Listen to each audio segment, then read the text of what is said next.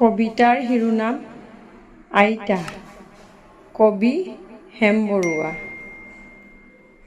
আইতা, এয়া আমাৰ আইতা, ৮০ বছৰীয়া।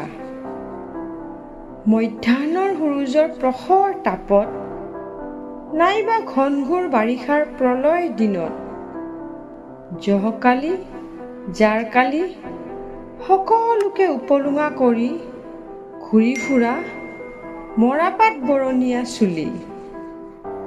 আইতাক লগ পাই সুধিছিলোঁ মই, তুমি আই লাখুটিত ভৰ দি খুপি খুপি বিচাৰিছা কি?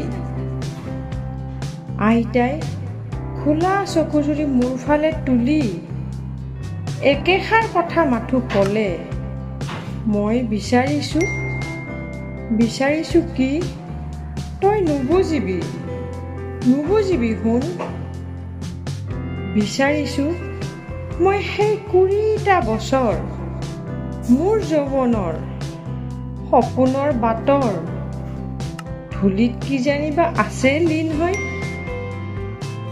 ধন্যবাদ।